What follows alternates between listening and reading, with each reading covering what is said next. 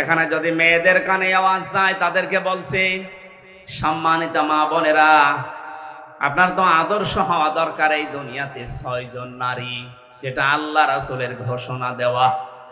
এই পৃথিবীতে একজন মহিলাকে আল্লাহ নিজে সালাম দিয়েছেন, তিনি আমাদের মা হযরতে খাদিজাতুল কুবরা রাদিয়াল্লাহু তাআলা আনহা। কোন জায়গায় পৌঁছালে আল্লাহ নিজে সালাম দেয় বলেন তো? হযরতে খাদিজা বললেন, আপনি ভয় পাবেন না। হাদিস শরীফ সাক্ষী, কিয়ামত পর্যন্ত দুনিয়াতে যত স্ত্রী আসবে, এই স্ত্রী লোকগুলো যদি তাদের স্বামীর পক্ষে এই 5টা কথা বলতে পারে, আমরা যারা স্বামী আছি তারা যেন বিশ্বাস করতে পারি আমরা সঠিক পথে আছি। 1 নম্বরে হযরতে খাদিজা বলেছিলেন, কাল্লা, কখনো না, আল্লাহি মা ইখজিকাল্লাহু আবাদান, আল্লাহর কসম, আল্লাহ আপনাকে কোনোদিন অপমান অপদস্থ করতে পারে না। ইন্নাকা লা তাসিলুর রহিমা, কারণ আপনি এই দুনিয়ায় রক্তের সম্পর্কগুলো ঠিক রাখেন। স্ত্রী সার্টিফিকেট দিচ্ছে, স্বামী আপনি ভয় পাবেন না, কোন দুষ্টু জিন পরী কেউ আপনাকে ভয় দেখাতে পারে না, কারণ আপনি রক্তের সম্পর্ক ঠিক রাখেন। তাহলে হাদিস দ্বারা বোঝা যায়, এটা বুখারী শরীফের হাদিস, 3 নাম্বার হাদিস। নবীজির স্ত্রীর এই কথার দ্বারা বোঝা যায় যে স্বামীগুলো মানুষের সাথে তাদের রক্তের সম্পর্ক ঠিক রাখে, তাদের জিন পরী ভূত পেতি এগুলো ভয় দেখাতে পারে না। আমাদের আজ ভয় দেখায় কারণ আমরা রক্তের সম্পর্কগুলো ঠিক রাখতে পারি না। এই কথা বলে না কেন? নিজের আপন বোন গরিবের জন্য খবর নেয় না, ধর্ম বোন পাতিয়েছে ফেনীতে মাসে 3 বার করে যায়। বেশি বলে ফেললাম? সম্মানিত মা বোনেরা, যে পয়েন্টটা বললাম প্রথমে, এটার জন্য আপনিও দায়ী। খাদিজাতুল কুবরা সারা জীবন তিনি জানিয়েছেন, হে নবী, আপনি যাই করেন আপনার রক্তের সম্পর্ক যাদের যাদের সাথে আছে এইগুলো আপনি অটুট রাখেন, ঠিক রাখেন। আমরা এমন বউ পেয়েছি, রক্তের সম্পর্ক ঠিক রাখার জন্য তাকিদ দেওয়া দূরের কথা, আরো যেন নষ্ট হয় সেই কাজ করে। অনেক স্ত্রী আছে, তার কারণে আমি আমার ভাইয়ের সাথে, বোনের সাথে, ফুফুর সাথে, চাচার সাথে, মা বাবার সাথে সঠিক সম্পর্ক রাখতে পারি না। এরকম বউ দেশে নেই? কার বউ এরকম? হাত তোলেন তো। না, আন্দাজে বলবেন না ভাই, মেয়েদের উপর আন্দাজে দর দিচ্ছেন মানে? এরকম বউ তো চট্টগ্রামে থাকার কথা না। সম্মানিত মা বোনেরা, আলহামদুলিল্লাহ, 2 নম্বরে হযরতে খাদিজাতুল কুবরা জানিয়েছিলেন, পৃথিবীর মহিলারা, যদি চাও যে আমার স্বামী বেশি দিন বেঁচে থাক, আমার স্বামীর ইজ্জত, সম্মান, টাকা পয়সা এগুলো আরো বেড়ে যাক, তাহলে তুমি সব সময় স্বামীকে তাকিদ দেবে যে স্বামী তুমি যাই করো অন্তত রক্তের সম্পর্কগুলো ঠিক রাখো। কোরআনে কারীম জানিয়েছে, ইয়াসআলুনাকা মাযা ইউনফিকুন কুল মা আনফাকতুম মিন খায়রিন ফালিল ওয়ালিদাইনি ওয়াল আকরাবিন ইলা আখির আয়াত। সূরা বাকারার ভেতরে আছে 2 নম্বর পারা 12 নম্বর পৃষ্ঠা 13 নম্বর লাইনের 215 নম্বর আয়াতের প্রথম অংশে আছে। এটা তাফসিরে ইবনে কাসির পাবেন।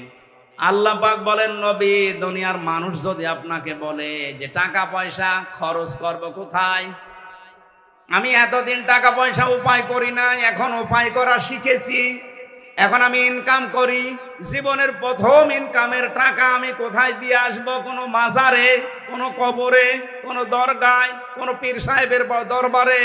আল্লাহ বলেন না, প্রথম পয়সা জীবনে উপায় করলেই খরচ করবা ভালো কাজে। কি কাজে? বলেন বলেন। এই ব্যাখ্যাটা যদি আমরা বাংলাদেশে যত পীর সাহেব আছে তাদের কাছে ছেড়ে দিতাম, তারা তাদের নিজের দরবারের দিকে টেনে ব্যাখ্যা করত যে ভালো কাজ পাও না, এ দরবারে দিয়ে যাও, এটাই ভালো কাজ। কথা বলেন না কেন? যারা এদেশে ইসলামী আন্দোলন করে তাদেরকে যদি বলতেন যে ভালো কাজ, ওরা বলতো ভালো কাজ খুঁজে পাচ্ছেন না, মিছিল হবে এখন, এখানে দিয়ে যান। কথা বলছেন এখন?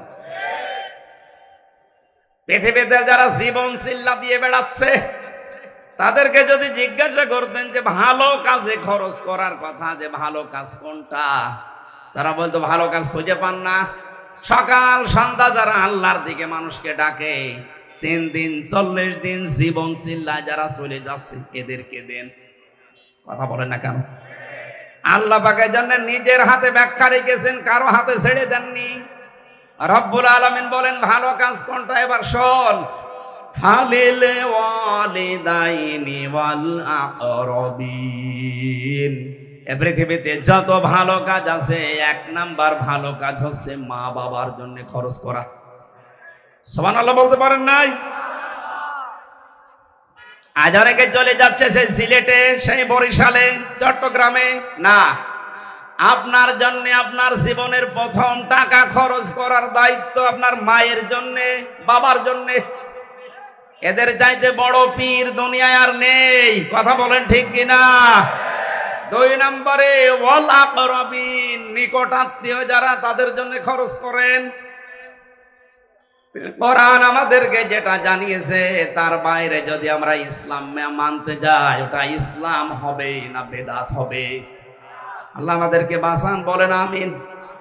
আউযু বিল্লাহি মিনাশ শাইতানির রাজীম। বিসমিল্লাহির রহমানির রহিম।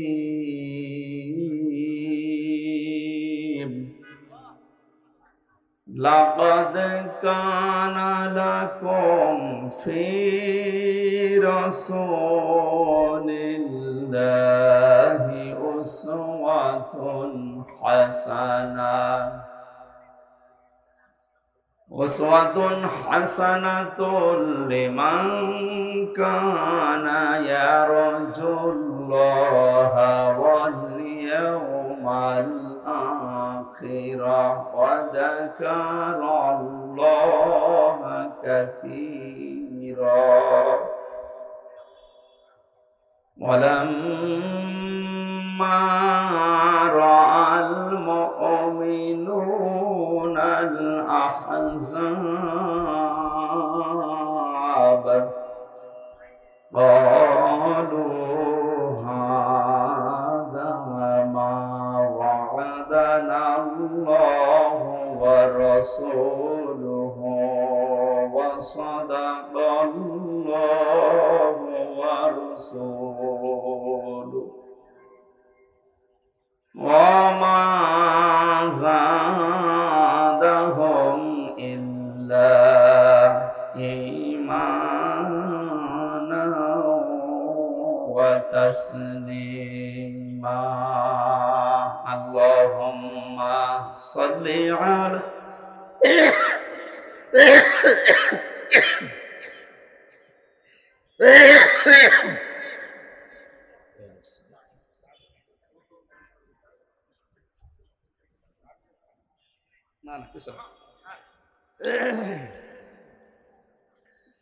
কত ব্যথা কত ভাবে সয়েছ যে তুমি, তোমারই খুনে লাল তায়েফের ভূমি। ফেরেশতা এসে চায় ধ্বংসের হুকুম, লৌহ মাখা মোহাম্মদ প্রাণেতে হাসরাত। হে আল্লাহ ক্ষমা করো এ তায়েফবাসীর।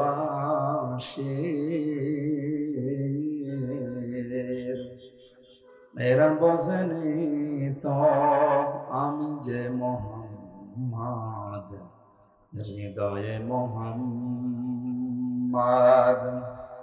আলহামদুলিল্লাহ।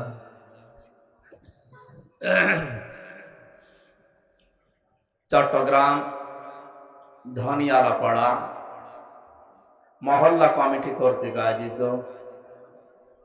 মহাবিশ্ব আমাদের মালিকের মুখের পবিত্র বাণী কোরআন কারীম এ বিশ্বের সর্বশ্রেষ্ঠ নেতা, সর্বশ্রেষ্ঠ মানুষ মুহাম্মদুর রাসূলুল্লাহ সাল্লাল্লাহু আলাইহি ওয়াসাল্লাম, তার জীবনের উপরে আজকের এই আলোচনা অনুষ্ঠান। সিরাতুন নবী সাল্লাল্লাহু আলাইহি ওয়াসাল্লামের পবিত্র মাহফিলের স্বনামধন্য সভাপতি, বিশিষ্ট ইসলামী চিন্তাবিদ, শিক্ষাবিদ, বায়তুল শরফ চট্টগ্রামের শ্রদ্ধাভাজন দায়িত্বশীল পরিচালক পীর সাহেব আলহাজ মাওলানা আব্দুল হাই নদভী দামাত বারকাতুহুমুল আলিয়া, মঞ্চে বসা ওলামায়ে কেরাম, সামনে বসা মুসলমান ভাইরা, পর্দার আড়ালের সম্মানিতা মা এবং বোনেরা, প্রশাসনের ভাইরা, বিশেষ করে যার মাধ্যমে সেই কুষ্টিয়া থেকে পর্যন্ত কোরআনের কথাগুলো বলার জন্যে, বিশ্বনবীর জীবনী থেকে কিছু শোনার জন্য এসেছি, বড় ভাই জনাব জাহিদ হোসেন, সবাইকে নিয়ে আল্লাহর দরবারে শুকরিয়া জানাচ্ছি আল্লাহর গোলাম হিসাবে আলহামদুলিল্লাহ। দরুদ আর সালাম পড়ছি আমাদের নবী মুহাম্মদুর রাসূলুল্লাহ সাল্লাল্লাহু আলাইহি ওয়াসাল্লামের প্রতি। রাত গভীর হয়ে গেছে, এ সময় মাহফিল শেষ হয়ে যাওয়ার দরকার ছিল। বাংলাদেশ সহ বিশ্বে কোরআনে কারিমের কথা যারা বলে তার ভেতরে অন্যতম এ বাংলাদেশের গর্ব বিশ্বনন্দিত মুফাসসির কোরআন শহীদ আল্লামা দেলাওয়ার হোসাইন সাইদি রহমাতুল্লাহ আলাইহি। উনি সর্বোচ্চ কথা বলতেন, আমরা দেখতাম রাত 10টা 10:30টায় মাহফিলগুলো শেষ হয়ে যেত। আমরা কি তার চাইতে বড় বক্তা হয়ে গেছি যে আমাদের রাত 11টায় আপনারা তোলেন?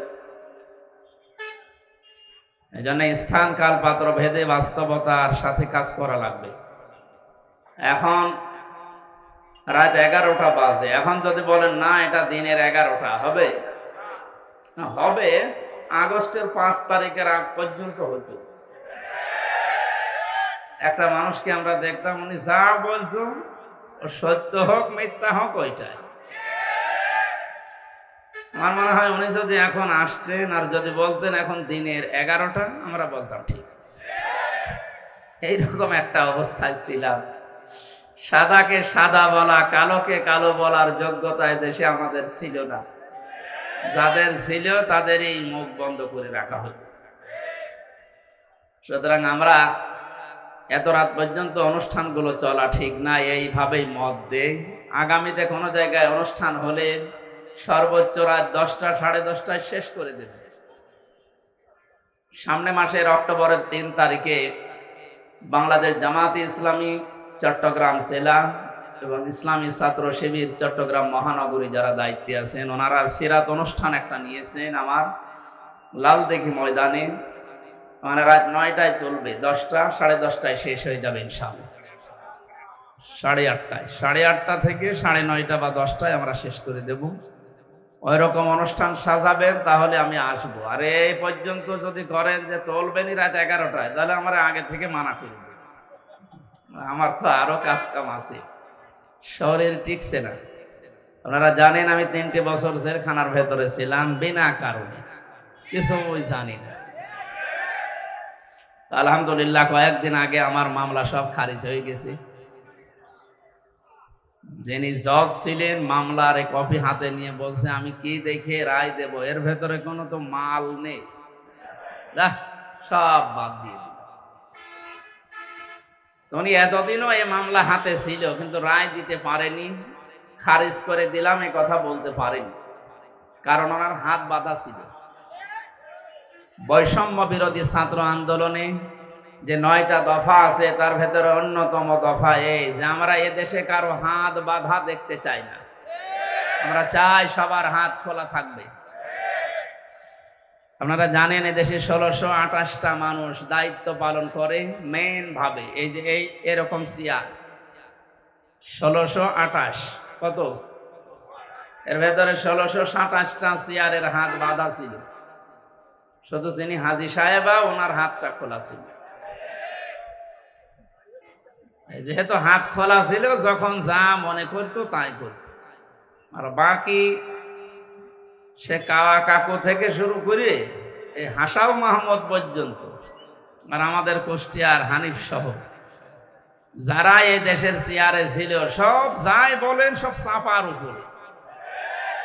এইটাই বাস্তবতা। আপনি মন খারাপ করেন আর মন ভালো করেন, এইটাই বাস্তবতা ছিল। ওনাদের সবার হাত বাঁধা ছিল। কি ছিল? যেহেতু এখন হাত সবার খোলা হয়ে গেছে, আমরা চাই কিয়ামতের আগে দেশে যেন কারো হাত আর বাধা না থাকে।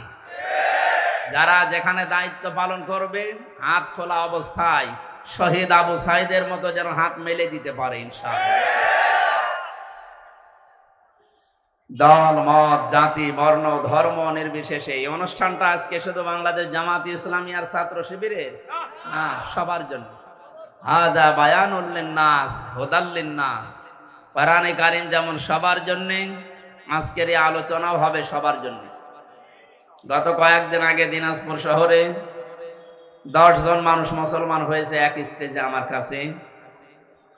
কোরআনে কারীমের আলোচনা তাদের কাছে ভালো লেগেছে, তারা পছন্দ করেছে, আর আল্লাহ পাক হেদায়েত দিয়েছে। আমরা যেন ওই রকম নিয়ত নিয়ে শুনি যে আমরা যেন হেদায়েত যা পেয়েছি আরো উপরে যেতে পারি।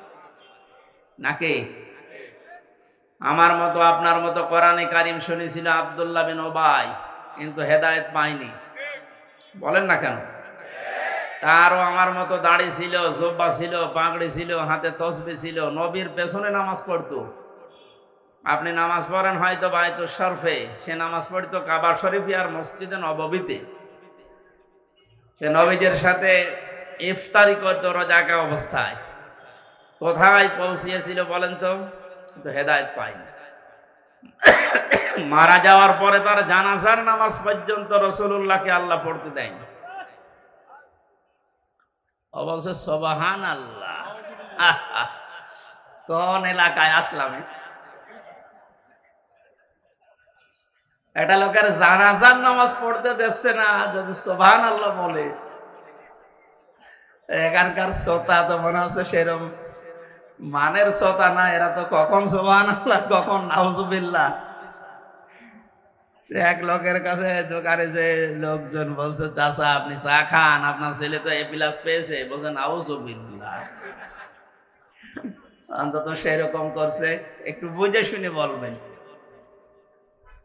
মসজিদে নববীতে নবীজি বসা 22 জন সাহাবী নিয়ে। কতজন? একটা ছোট্ট বাচ্চা আসলেন, ডাক দিয়ে বলেন, হে রাসূল, আমার বাবা মারা গেছে, আপনাকে 2টা কথা জানাতে বলেছে আমার বাবা। 1 নম্বরে আপনার জুব্বা খুলে দেবেন আমার বাবার জন্য, আমি কাফনের কাপড় বানাবো। 2 নম্বরে আপনি আমার বাবার জানাজা পড়ে তাকে কবরে রাখবেন। নবীজি বললেন ঠিক আছে চলো। 21 জন দাঁড়িয়ে গেছে, 1 জন বসে আছে, হযরত ওমর রাদিয়াল্লাহু তাআলা আনহু। উনি নবীজির জামা টেনে ধরলেন।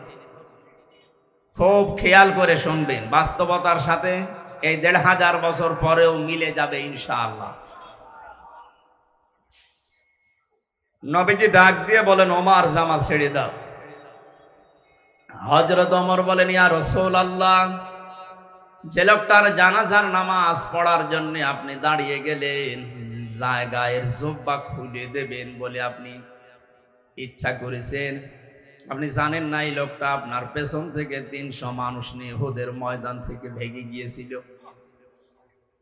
আপনি শিশুর মতো ক্রন্দন করেছিলেন ওই দিন, আপনি দয়া করে জামা দেবেন না। নবীজি বললেন, ওমর জামা ছেড়ে দাও, আল্লাহ আমাকে এখনো নিষেধ করে নাই তার জানাজা পড়তে। বদরের ময়দানে যে 14 জন মানুষকে আটক করা অবস্থায় বন্দিশালায় বন্দি করে রাখা হয়েছিল, তাদের ভেতরে আমার চাচা হযরত আব্বাস ছিল। তাকে এত টাইট করে বেঁধে রাখা হয়েছিল। রাতের বেলা বন্দীদেরকে আমি দেখতে গেলাম, যে দেখি আমার চাচা কাতরাচ্ছে। তুমি আমার ডান দিকে ছিলে, আব্দুল্লাহ বিন উবাই যে মারা গেছে ও আমার পেছনে ছিল বাম দিকে। আমার চাচার এই অবস্থা দেখে নিজের জামা ওই দিন খুলে আমার হাতে দিয়েছিল, হে রাসূল এটা আপনার চাচাকে দেন। যেহেতু দুনিয়াতে আমার চাচার একটা উপকার করেছে লোকটা, কিয়ামতের ময়দানে হয়তো এ দাবি তুলতে পারে, এই জন্য আমার জামা দিয়ে ওরে আমি শোধ করে দিলাম। ওর কাছে আমি কোনো ঋণ থাকলাম না, দেন জামা দিয়ে দেন। 22 জনের 21 জন সহ তার সন্তান ওই যে আব্দুল্লাহ, তাকে সহ যাচ্ছেন। বিশ্ব নবী জানাজার নামাজ পড়ানোর জন্য কাতার সোজা করে দাঁড়িয়েও গেছেন। শুরু করবেন জানাজা, হঠাৎ জিবরাইল এসে বলেন, হে নবী দাঁড়ান।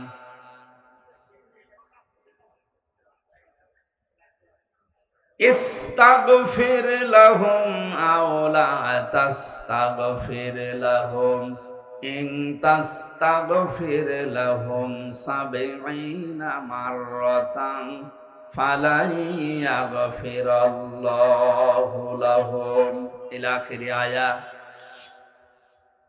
সূরা তাওবা 10 নম্বর পারা 19 নম্বর পৃষ্ঠার প্রথম নাম্বার লাইনের 84 নম্বর আয়াত। এটা 80 নম্বর আয়াত। প্রথম অংশে আল্লাহ জানিয়েছেন নামাজে দাঁড়াবো আমি, হঠাৎ জিবরাইল আমাকে বলে, হে নবী আপনি এই মানুষটার জন্য যদি ক্ষমা চান আর ক্ষমা না চান দুইটাই সমান হবে। এমনকি এর জন্য যদি 70 বারও ক্ষমা চান আল্লাহ মাফ করবে না। তাফসিরে হাক্কানি মুফাসসির লিখেছেন আল্লাহ পাক বলেন 70 মাররাতান পর্যন্ত বলার পরে জিবরাইল থেমে গেছে, কথা বলে না। নবীজি বলেন আমি মনে মনে ভাবছিলাম 70 বার ক্ষমা চাইলে যদি আল্লাহ ক্ষমা না করে, এই লোকটার জন্য আমি 71 বার ক্ষমা চাবো। কতবার? আল্লাহ তো 71 বারের কথা এখানে দেয়নি, 70 বারের কথা দিয়েছেন। ও চট্টগ্রামবাসী, মাথায় যদি মগজ থাকে, বুদ্ধি যদি থাকে, একটু বুদ্ধি খাটান, মেধা খাটান। 70 বার নবীজি মাপ চাবে তার জন্য নিয়ত করছে। হঠাৎ জিবরাইল পরের শব্দগুলো নাযিল করলেন, হে নবী এর জন্য 70 বার না, ফালাই ইয়াগফিরাল্লাহু লাহুম। ইয়াগফির এটা মজারে, বর্তমান ভবিষ্যৎ, প্রেজেন্ট ফিউচার। মজারের আগে লান আসলে অর্থ হয় কখনোই হবে না। হে নবী আপনি এর জন্য শুধু না, এই যে মাঝখানে ফা আছে আর শেষে আছে হুম, আজকের এই দিন থেকে কিয়ামত পর্যন্ত এই লোকটার মতো চরিত্র যারা এই দুনিয়াতে বানাবে তাদের জন্য 70 বার 71 বার না, কিয়ামত পর্যন্ত যদি আপনি নবী হয়েও মাফ চান আল্লাহ মাফ করছে না, করবে না। আল্লাহ এখানে সরাসরি যদি আব্দুল্লাহ বিন উবাই এই শব্দটা দিয়ে দিত তাহলে আয়াতটা আমি পড়তাম না। যেহেতু হোম দিয়েছেন, এটা জমির বহুবচন, এই হোমের ভেতরে উবাই যেমন আছে, কিয়ামত পর্যন্ত ওর চরিত্র দুনিয়ায় যারা ধারণ করবে তারাও আছে। তাহলে সে নামাজ পড়েছিল, রোজা রেখেছিল, রাসূলের পেছনে নামাজ পড়তো, রোজা রাখতো, ইফতারি করতো, তার দাড়ি জুব্বা পাগড়ি তসবিহ, দস্তরখানা বিছিয়ে খাবার খাওয়া, খাবারের পরে মিষ্টি খাওয়া, মেসাক করা, ওর পুরা জীবন আমি পড়ে দেখেছি একটা চুল কিচ্ছু কম পাইনি। খালি একটা বিষয় ওর বিরোধিতা ছিল, দিন এই জমিনে কায়েম হোক, ওইটা চাইতো না। আমার মনে হয় এখন যদি কোরআনের আয়াত নাজিল হওয়ার সিস্টেম থাকতো, যেহেতু হোম শব্দটা আছে, বাংলাদেশে বহু মানুষের নামের আগে পরে আল্লাহ আয়াত নাজিল করে দুনিয়ায় পাঠিয়ে দিতেন। আদম আলাইহিস সালামের জামানায় কোরবানির সিস্টেম ছিল, চাটিয়াল ময়দানে মানুষেরা কোরবানি রেখে আসতো, আকাশ থেকে আগুনের ঝলক এসে পুড়িয়ে ফেলতো। যারটা হালাল টাকা ওটা পুড়ে যেত, আর যারটা টাকা হারাম, এ দরবেশের মতো, এ তো পুরাটাই হারাম। 36,000 কোটি টাকার মালিক এ লোকটা। ঋণ করেছে, আপনি চিন্তা করেন তো। ও যদি 100 বার দুনিয়ায় হায়াত পায়, এর ঋণ শোধ দিতে পারবে? আমরা অনেকেই বলি সাদগায়ে জারিয়া, যে মাওলানা বলছিল সাদগায়ে জারিয়ার নাম শুনলে বুক ভরে যায়। আরে ভাই, সাদগায়ে জারিয়া যেমন আছে, গোনায়ে জারিয়াও আছে। গোনায়ে জারিয়া নেই? এই লোকটা কত মানুষের টাকা আত্মসাৎ করেছে বলেন এবার। যতদিন পর্যন্ত এই বাংলাদেশ থাকবে, ও হয়তো মারা যাবে আর 5-7 বছর 10 বছর পর। যত মানুষের টাকা মেরে খেয়েছে, আত্মসাৎ করেছে, তাদের সন্তানাদি আসবে, তারপরে তার সন্তান পরবর্তী প্রজন্ম আসবে, ওর নাম শুনলে গালি দেবে যে হারামি দরবেশ। ও যে হারামি, ওর দাড়ি কাটার দিনই আমি বুঝে ফেলেছি। শুধু ও না, আমার তো মনে হয় ওই দলে যারা আছে আপনি তাকান, এদের যে দাড়ি, এদের যে টুপি, এদের যা, এগুলো সব মেকি মানুষ দেখানো ছাড়া কিচ্ছু না। এটা একটা মানুষ এত সুন্দর সাদা দাড়ি কেটে ফেলতে পারে? ওর যা চেহারা সুরত হয়েছিল, ওর বউ পর্যন্ত মনে হয় চিনা সম্ভব না।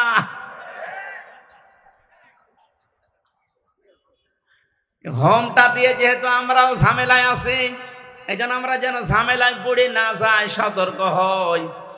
এই বাংলাদেশে যারা দিন কায়েম করতে চায় না, যারা বাধা দেয়, তারা কাফের, আর যারা সাপোর্ট করে না, তারা মুনাফিক। আব্দুল্লাহ বিন উবাই সরাসরি দিন কায়েমে ছিল না, ও বাধা দেয়নি, কিন্তু সরাসরি সাহায্য না করে এটা যেন কায়েম হতে না পারে, তাদেরকেও সাপোর্ট করত। এর সাথে এবার আপনি জীবন মিলাবেন। দিন কায়েম নিজে করেন না, এই জমিনে দিন কায়েম হোক, আল্লাহর দিন, এটা আপনি চান না, চেষ্টা নেই। যারা করছে আপনি তাদের বাধা দিচ্ছেন এবং সাপোর্টও করেন না তাদের। এবং যে মানুষগুলো দিন কায়েমের বিরুদ্ধে আছে, আপনি তাদের তলে তলে সাপোর্ট করেন। কথা বললেন না কেন?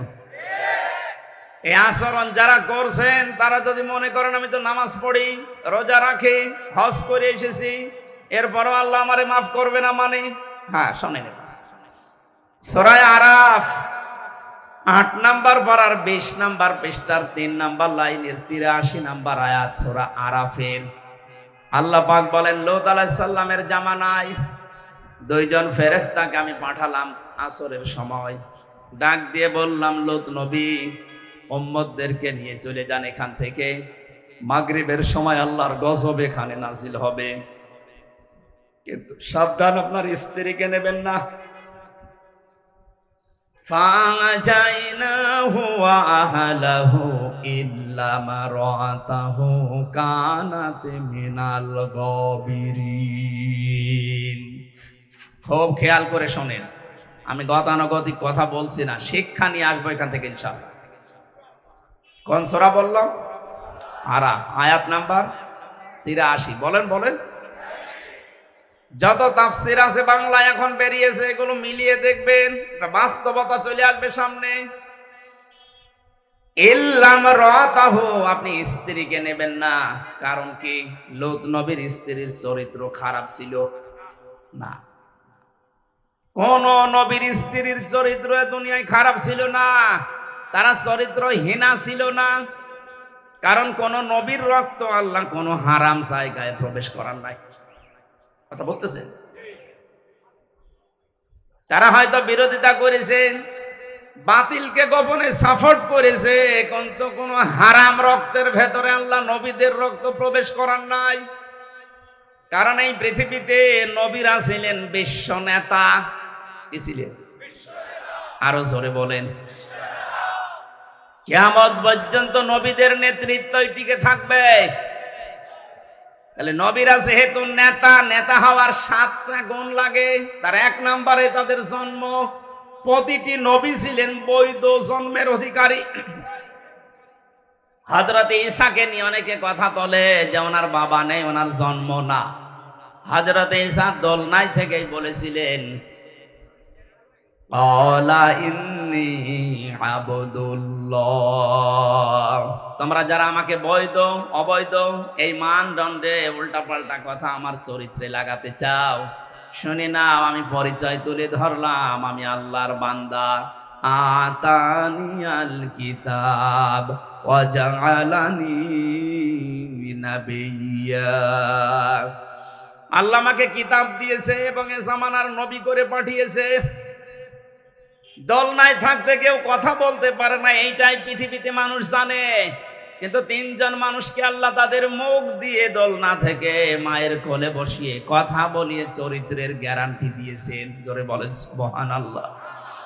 হযরত ইউসুফ নবীর চরিত্রের গ্যারান্টি দিয়েছিল যে বালকটা, ওইটাও দোলনায় বসে মায়ের কোলে বসে কথা বলেন না কেন। আর একজন আল্লাহর ওলির চরিত্রের গ্যারান্টি দিয়েছিল কোলে বসে একটা বাচ্চা, আর এদিকে হযরত ঈসা। এই তিনজন মানুষ একেবারে দোলনায় মায়ের কোলে বসে জবান থেকে মানুষের মতো কথা আমাদের মতো স্পষ্ট ভাবে জানিয়েছে, আমি অবৈধ না, আমি আব্দুল্লাহ, আল্লাহর বান্দা। কেন আমি আল্লাহর বান্দা দাবি করছি? আল্লাহ আমাকে কিতাব দিয়েবে সামনে এবং জামানার নবী করে আমাকে আল্লাহ পাঠিয়েছেন।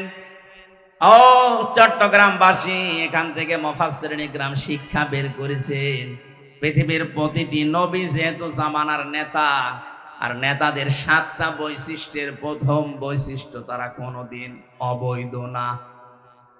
কোন হারাম রক্তের ভেতরে আল্লাহ বিশ্ব নেতা যারা হবে তাদের রক্ত প্রবেশ করার নাই।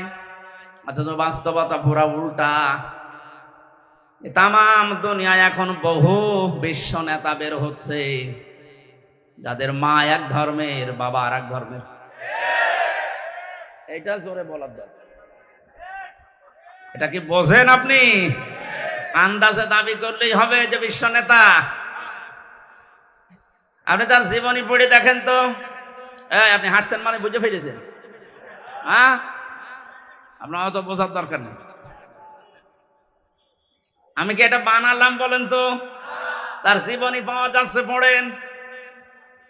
আমার ফাঁসি চাই এই বইটা একটু কেনেন। তার মা কোনটা, বাবা কোন ধর্মের আপনি দেখতে পাবেন। তার ছোটবেলার নাম কি সেইটাও আপনি দেখতে পাবেন। বিশ্ব নেতা হয় কি করে বলেন তো? 7টা কারণ পেয়েছি সূরা ইয়াসিনের তাফসীর পড়তে গিয়ে। ওখানে প্রথম নাম্বারে বিশ্ব নেতা যারা দুনিয়ায়, আল্লাহ পাক তাদের রক্তকে কোনো হারাম রক্তে ঢোকান নাই। হযরতে লূত নবীর স্ত্রীর চরিত্র খারাপ ছিল না, সে বেশ্যা ছিল না, সে চরিত্রহীনা ছিল না, সে জেনা ব্যভিচার করে নাই, সে ভালো মানুষ, নেশা করবে না। কোনদিন আপনার এই ছেলে মেয়ে আপনাকে বৃদ্ধাশ্রমে রেখে আসবে না। আর যারা রবের নামে বাদ দিয়ে বাইরের নামে পড়ে, তাকান তাদের চরিত্রের দিকে। শিক্ষক ধরে যারা পিটাতে পারে, ওরা বাবা মাকে পিটাবে 1 আর 2। বৃদ্ধ বয়সে তারাই আপনাকে বৃদ্ধাশ্রমে রেখে আসবে। এজন্য বহু চেষ্টা চালিয়েছিল বিভিন্ন কায়দা কৌশলে, পারে নাই। আর আমার যা মনে হচ্ছে এখন যে দৃশ্য আরম্ভ হয়েছে দেশে, কিয়ামতের আগে কেউ পারবেও না ইনশাআল্লাহ। তাহলে পড়া আরম্ভ করা লাগবে কার নামে? আরো জোরে বলেন। নবীজি ওখান থেকে বাড়িতে আসলেন,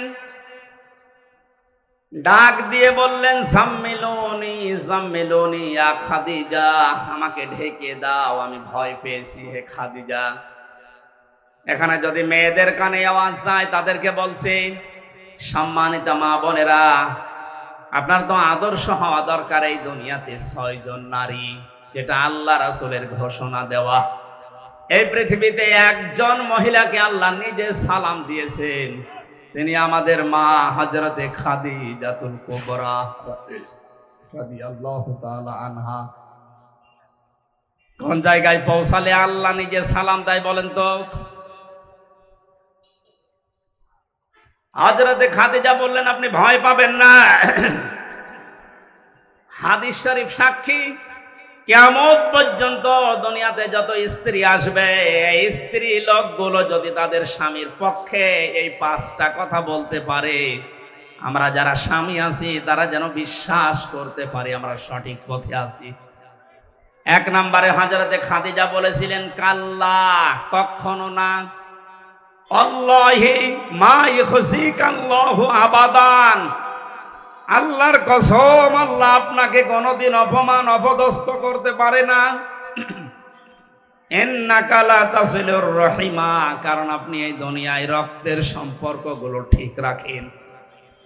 স্ত্রী সার্টিফিকেট দিচ্ছে, স্বামী আপনি ভয় পাবেন না, কোন দুষ্টু জিন পরী কেউ আপনাকে ভয় দেখাতে পারে না, কারণ আপনি রক্তের সম্পর্ক ঠিক রাখেন। তাহলে হাদিস দ্বারা বোঝা যায়, এটা বুখারী শরীফের হাদিস, 3 নাম্বার হাদিস। নবীজির স্ত্রীর এই কথার দ্বারা বোঝা যায় যে স্বামীগুলো মানুষের সাথে তাদের রক্তের সম্পর্ক ঠিক রাখে, তাদের জিন পরী ভূত পেতী এগুলো ভয় দেখাতে পারে না। আমাদের আজ ভয় দেখায় কারণ আমরা রক্তের সম্পর্কগুলো ঠিক রাখতে পারি না। এই কথা বলে না কেন? নিজের আপন বোন গরিব, এজন্য খবর নেয় না। ধর্ম বোন পাতিয়েছে ফেনীতে, মাসে 3 বার করে যায়। বেশি বলে ফেললাম? সম্মানিত মা বোনেরা, যে পয়েন্টটা বললাম প্রথমে, এটার জন্য আপনিও দায়ী। খাদিজাতুল কুবরা সারা জীবন তিনি জানিয়েছেন, হে নবী আপনি যাই করেন, আপনার রক্তের সম্পর্ক যাদের যাদের সাথে আছে এইগুলো আপনি অটুট রাখেন, ঠিক রাখেন। আমরা এমন বউ পেয়েছি, রক্তের সম্পর্ক ঠিক রাখার জন্য তাকিদ দেওয়া দূরের কথা, আরো যেন নষ্ট হয় সেই কাজ করে। অনেক স্ত্রী আছে তার কারণে আমি আমার ভাইয়ের সাথে, বোনের সাথে, ফুফুর সাথে, চাচার সাথে, মা বাবার সাথে সঠিক সম্পর্ক রাখতে পারি না। এরকম বউ দেশে নেই? কার বউ এরকম? হাত তোলেন তো। না, আন্দাজে বলবেন না ভাই, মেয়েদের উপর আন্দাজে দর দিচ্ছেন মানে? এরকম বউ তো চট্টগ্রামে থাকার কথা না। সম্মানিত মা বোনেরা, আলহামদুলিল্লাহ,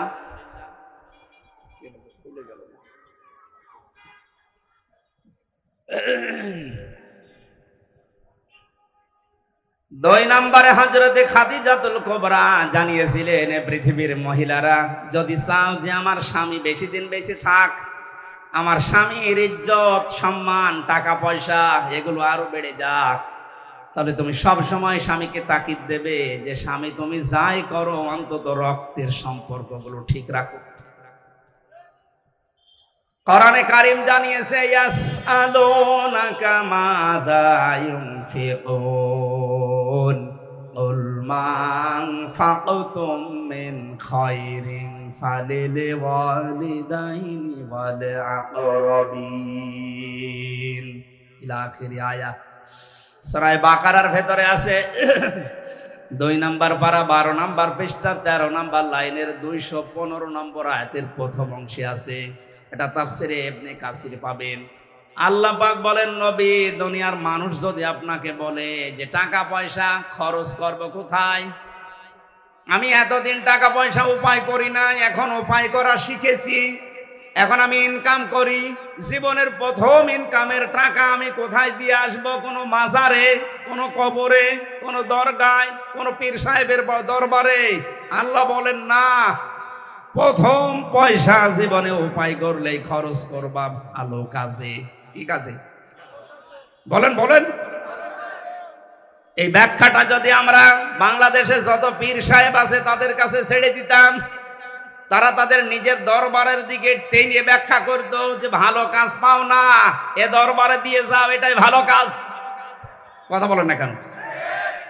যারা এদেশে ইসলামী আন্দোলন করে তাদেরকে যদি বলতেন যে ভালো কাজ, ওরা বলতো ভালো কাজ খুঁজে পাচ্ছেন না, মিছিল হবে এখন, এখানে দিয়ে যান। কথা বলছেন না কেন? পৃথিবীতে যারা জীবন চিল্লা দিয়ে বেড়াচ্ছে তাদেরকে যদি জিজ্ঞাসা করতেন যে ভালো কাজে খরচ করার কথা, যে ভালো কাজ কোনটা, তারা বলতো ভালো কাজ খুঁজে পান না। সকাল সন্ধ্যা যারা আল্লাহর দিকে মানুষকে ডাকে 3 দিন 40 দিন জীবন চিল্লায় যারা চলে যাচ্ছে এদেরকে দেন। কথা বলেন না কেন? আল্লাহ পাকের জন্য নিজের হাতে ব্যাখ্যা রেখেছেন, কারো হাতে ছেড়ে দেননি। রব্বুল আলামিন বলেন ভালো কাজ কোনটা এবার শোন। ফালিল ওয়ালিদাইনি ওয়াল আকরাবিন। এই পৃথিবীতে যত ভালো কাজ আছে 1 নাম্বার ভালো কাজ হচ্ছে মা বাবার জন্য খরচ করা। সুবহানাল্লাহ বলতে পারেন নাই? আজ অনেকে চলে যাচ্ছে সেই সিলেটে, সেই বরিশালে, চট্টগ্রামে। না, আপনার জন্য আপনার জীবনের প্রথম টাকা খরচ করার দায়িত্ব আপনার মায়ের জন্য, বাবার জন্য। এদের চাইতে বড় পীর দুনিয়ায় আর নেই। কথা বলেন ঠিক কিনা? 2 নম্বরে ওয়াল আকরাবিন, নিকট আত্মীয় যারা তাদের জন্য খরচ করেন। কোরআন আমাদেরকে যেটা জানিয়েছে তার বাইরে যদি আমরা ইসলাম মানতে যাই, ওটা ইসলাম হবে না বেদাত হবে? আল্লাহ আমাদেরকে বাঁচান, বলেন আমিন। কি বৃষ্টি হচ্ছে? হ্যাঁ।